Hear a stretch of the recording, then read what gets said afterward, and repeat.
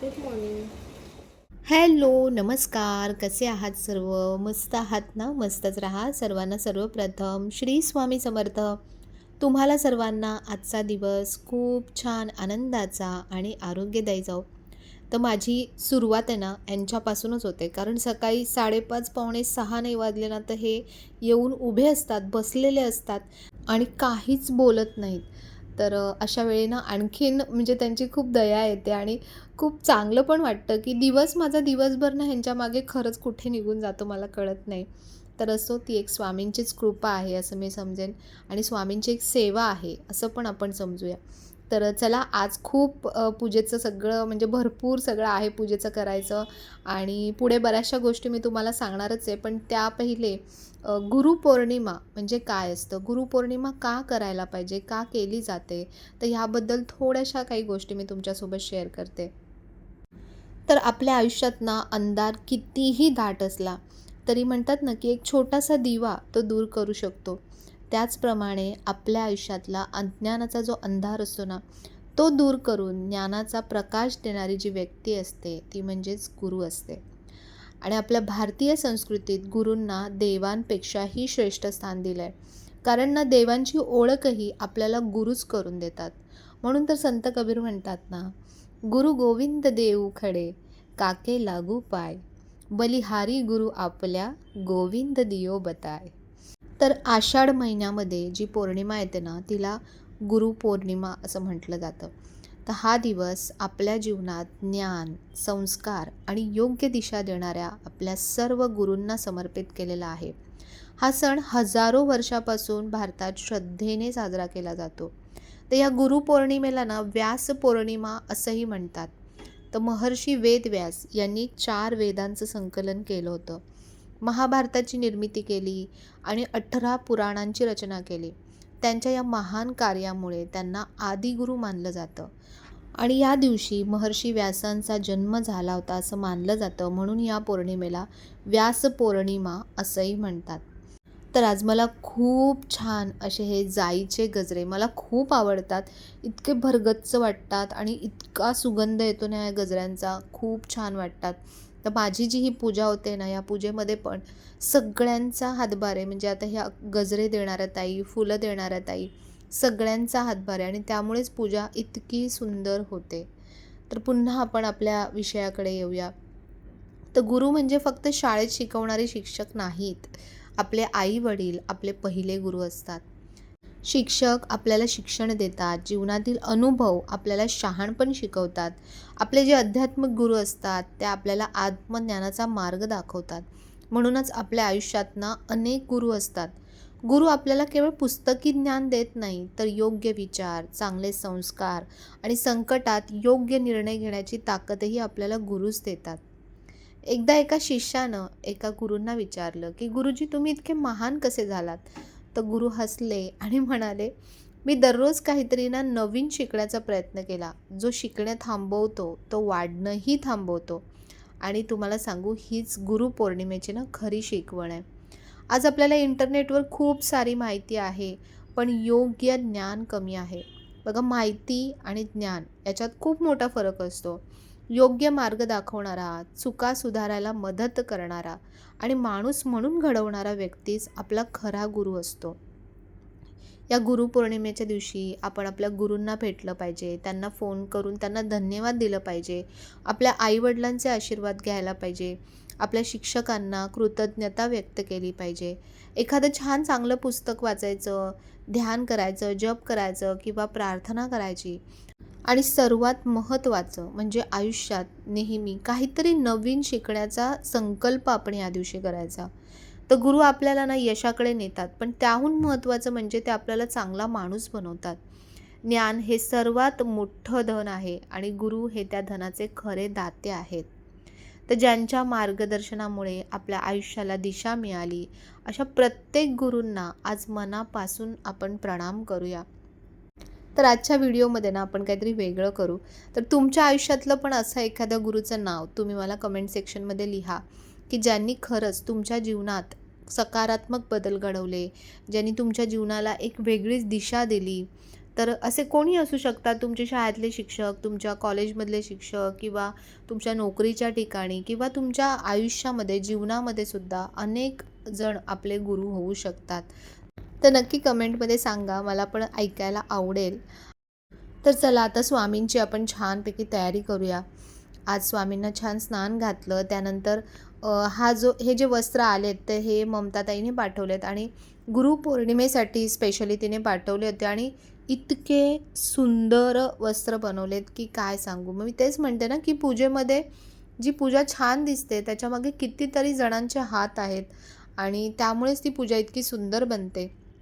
तर हा निळा रंग इतका खुलून दिसतोय स्वामींवरती आणि मुकुट तर म्हणजे बोलायला शब्दच नाही आहेत. इतकं सुंदर मुकुट तिने बनवलं आहे. संपूर्ण असं हे डायमंडचं मुकुट बनवलं आहे आणि साईडला जो ब्रॉच दिसतोय ना, तो अगदी वेगळंच काम करतोय. म्हणजे नेहमी कसे ब्रॉच असे वरती असतात तुऱ्यासारखे वगैरे, पण हा तिने एक साईडला लावला आहे, पण तो वेगळाच वाटतो. म्हणजे श्रीकृष्णांच्या मुकुटावरती कसा मोरपीस असतो, तर तशा पद्धतीने तो ब्रॉच वाटतो आहे आणि तो खूपच सुंदर दिसतो आहे. कालचा जो शॉर्ट व्हिडिओ टाकला होता त्याच्यामध्ये तुम्ही सगळ्यांनी खूप छान कमेंट्स केल्यात आणि इतकं भारी वाटलं ना मला, की खूप मस्त, खूप छान छान कमेंट केल्या. तर काल व्हिडिओ नव्हता पोस्ट केला कारण काल पूजेलाच खूप वेळ झाला होता. तर म्हणून म्हटलं चला गुरुपौर्णिमेच्या निमित्ताने एखादा शॉर्ट व्हिडिओ तुमच्यापर्यंत जाऊ दे, म्हणजे तुम्हाला पण कळेल की मला आजची पूजा मिळालेली आहे.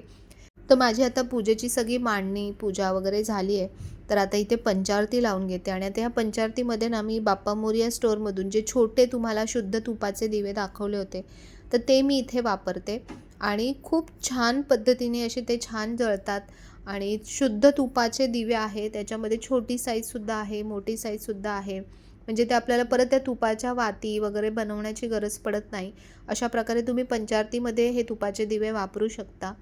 तर आणि इतकं छान वाटतं ना, ही जी पंचारती आहे ना, ही पण मी तिथूनच बाप्पा मोरयामधूनच मागवली होती. खूप सुंदर वाटतं बघा, तुम्ही जेव्हा अशी पंचारती आपण पूजेमध्ये लावतो ना, पूजा पूर्ण झाल्यासारखी वाटते.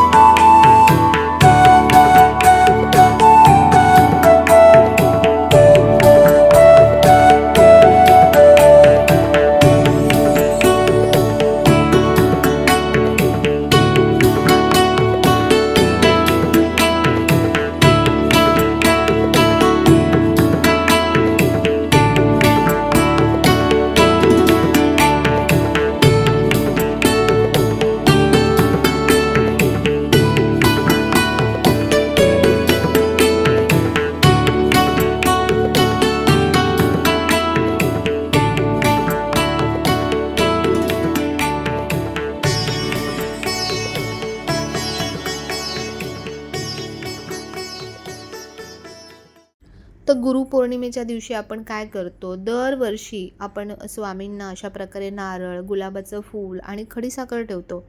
कशासाठी?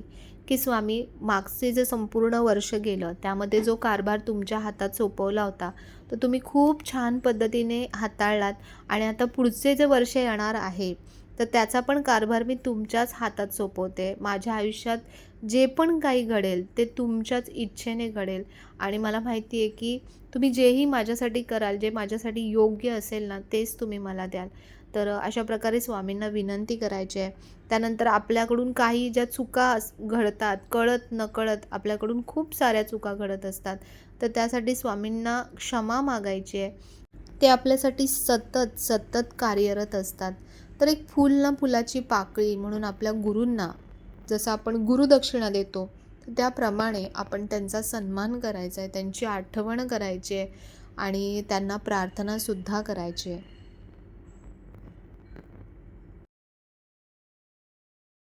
तर अशी आजची गुरुपौर्णिमाची पूजा फायनली झालेली आहे आणि खरं सांगायला गेलं ना, तर ह्यात तुमच्या सगळ्यांचे आशीर्वादच आहेत मी म्हणेन आणि स्वामींची कृपा आहे.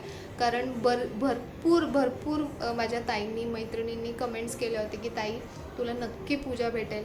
आणि मी खरंच सांगते की हा एक खूप खूप मोठा अनुभव आहे माझ्यासाठी.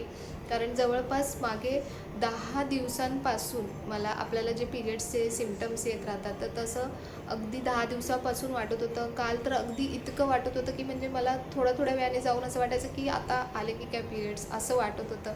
हे मी शेअर का करते तुमच्यासोबत, कारण खरंच खूप मोठा अनुभव आहे हा माझ्यासाठी. आणि मी कालपर्यंत ना, म्हणजे मी स्वामींना असं बोलतच नव्हती की स्वामी होऊ द्या, माझी पूजा होऊ द्या, असं मी म्हणतच नव्हती. कारण काय, शेवटी हे नैसर्गिक आहे. आपण कितीही त्या गोष्टीला पकडायचा किंवा थांबवण्याचा प्रयत्न केला तर ती गोष्ट कधी थांबत नाही. पण अक्षरशः मला असं वाटलं की खरंच कोणीतरी ती गोष्ट अशी धरून ठेवली आहे असं मला वाटत होतं. इतकी माझी पाठ दुखत होती, इतके पाय दुखत होते आणि तरीही स्वामींनी आज मला व्यवस्थित ठेवलं आणि इतकी छान पूजा माझ्याकडून करून घेतली. त्याबद्दल स्वामींचे अगदी अगदी अगदी मनापासून धन्यवाद आणि तुमच्या सगळ्यांचे सुद्धा खूप खूप धन्यवाद. कारण तुमच्या सगळ्यांचं प्रेम आणि तुमच्या सगळ्यांचे आशीर्वाद असतात ना, म्हणूनच म्हणजे ती गोष्ट फळाला येते असं म्हणता येईल. आणि आजची पूजा खरंच खूप महत्त्वाची होती माझ्यासाठी. पण म्हटलं ना काल, की कधी कधी आपण खूप अपेक्षा करतो आणि मग आयत्या वेळेला समजा नाही भेटलं, नाही करता आलं, तर मग आपला खूप हिरमूस होतो. तर म्हणून विचार नव्हता केला भेटलं तर ठीक, नाही भेटलं तरी ठीक, असा विचार केला होता. पण म्हणतात ना की ते खरंच ब्रह्मांड नायक आहे, ते काहीही करू शकतात. म्हणजे आपण जे म्हणतो ना, अशक्य ही शक्य करतील स्वामी, तसंच आहे.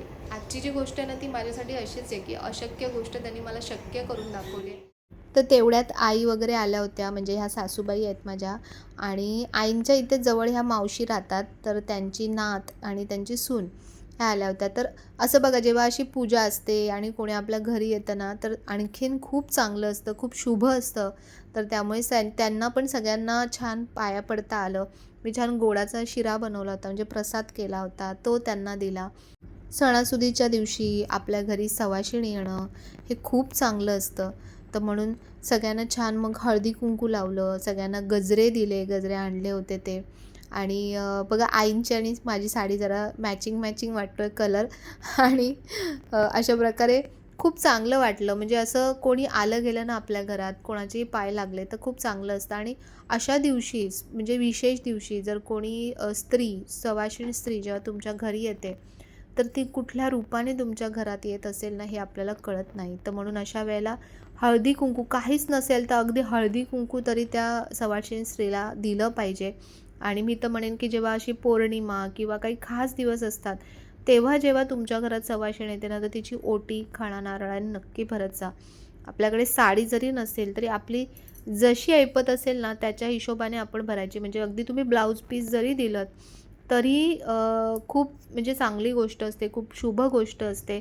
किंवा अशा काही ना काही छोट्या मोठ्या गोष्टी ना घेऊन ठेवायच्या. जसं मी जे कवर आहेत, पोथी कवर किंवा आणखीन पण काय काय छोट्या मोठ्या गोष्टी असतील, तर तशा घेऊन ठेवायच्या, की कोणी आलं गेलं तर आपण त्यांना तशा प्रकारच्या गोष्टी देऊ शकतो. आपल्या घरी जर कोणी येतं ना, तर कधीही रिकाम्या हाताने जाता कामा नये. अगदी काहीतरी थोडंसं खायला प्यायला द्या, काहीतरी द्या छान आवडीने. बघा, आपल्या घरातून कोणी खुश होऊन जातं ना, तर ते एक प्रकारचा आपल्याला आशीर्वाद असतो. आणि म्हणून त्या ताई आल्या होत्या ना, त्यांची मी ओटी भरली, साडी घेतली होती. तर त्यांना ओटी भरली आणि मला मनातून खूप समाधान वाटलं, की आज पौर्णिमा आहे, आज आपली इतकी छान पूजा आहे आणि त्यानिमित्ताने आपल्याकडून इतकी छान सेवासुद्धा होते. तर ह्यांनी पण आईला गुलाब देत होते आणि आई कॅमेरामध्ये बघत होती. म्हणून ते तिला सांगत होते, की "कॅमेऱ्यात नको बघू, माझ्याकडे बघ." आणि किती बरं वाटतं बघा, असं आपल्याला मोठ्यांचे जेव्हा आशीर्वाद आपल्या पाठीशी असतात ना, आपल्याला आणखीन काय हवं असतं. तर आता जस्ट आई आणि त्यांच्या इथे जे म्हणजे आईच्या इथे आहेत ना राहतात, तर ते येऊन गेले. आईच्या मैत्रिणी म्हणायला हरकत नाही. तर पौर्णिमेच्या निमित्ताने माझी ओटी भरली गेली. म्हणजे स्वामींनी आज इतकं छान सगळं करून घेतलं ना माझ्याकडून, की जे मला अपेक्षा नव्हती, की हे होईल. आज पूजाही होईल हेही मला वाटलं नव्हतं. पण खूप सुंदर पूजा केली आणि स्वामी बघा किती सुंदर दिसतात. स्वामींचं आजचं वस्त्र बघा किती छान. म्हणजे अगदी म्हणाल ना राजेशाही असे दिसतात ते आज. खूप छान रुबाबदार दिसतात. आणि तयारी मी केली होती कारण वेस्टला, कल्याण वेस्टला बेतुरकर पाडा आहे, तर तिथे एक स्वामींचा मठ आहे आणि तिथे बोलवलं होतं त्या दादांनी मला. पण माझं हे सगळं डळमळीत होतं म्हणून मी फिक्स सांगितलं नव्हतं, कारण आपण फिक्स सांगणार आणि समजा त्यांचे काही प्रोग्राम्स असतील तर ते अडले जाऊ नये म्हणून मी त्यांना फिक्स नव्हतं सांगितलं. म्हटलं मी दादा जर आली जरी ना तरी मी फक्त आम्ही पाया पडून रिटर्न येऊ. तर तयारी केली, त्यानंतर फोन केला आणि ते दादा बोलले आम्ही नुकतेच घरी आलो आणि ते लांब राहतात तिथून आणि आज सकाळी 4 वाजल्यापासून मला वाटतं अभिषेक वगैरे चालू होते. तर ते म्हणाले की ताई आता संध्याकाळीच ओपन होईल मठ. तर म्हटलं ठीक आहे बघू संध्याकाळी जमलं तर, पण कारण इथून परत ट्रॅफिक वगैरे खूप साऱ्या गोष्टी असतात. म्हटलं माझं वाचन पण राहिलंय, बाकीच्या पूजा वगैरे, आज पौर्णिमा आहे तर मला अष्टलक्ष्मी कलश पण पूजायचा आहे, तर बऱ्याच गोष्टी आहेत. तर म्हटलं बघू. पण आजची जी पूजा मला मिळाली ना ह्याचं मला खूप खूप खूप समाधान वाटलं, कारण वर्षातून हा खूप महत्त्वाचा दिवस आहे गुरुपौर्णिमेचा, ज्या दिवशी आपण स्वामींचं गुरुपद घेतो. स्वामींना दरवर्षाची आपण म्हणतात ना की एक विनंती करतो त्यांची. तर तो खूप छान आणि खूप छान पूजा वगैरे अगदी व्यवस्थित झाली. तर त्याबद्दल स्वामींचे खूप खूप खूप अगदी मनापासून धन्यवाद. आणि स्वामींना हीच प्रार्थना की स्वामी सगळ्यांना सुखी ठेवा, सगळ्यांना चांगली बुद्धी द्या आणि सर्वांचं कल्याण करा. तर तुम्हाला आजचा व्हिडिओ आवडला असेल तर व्हिडिओला नेहमीप्रमाणे लाईक, शेअर, सबस्क्राईब नक्की करा. पुन्हा भेटूया आपण अशा छानशा व्हिडिओमध्ये. तोपर्यंत सर्वांना बाय आणि सर्वांना श्री स्वामी समर्थ.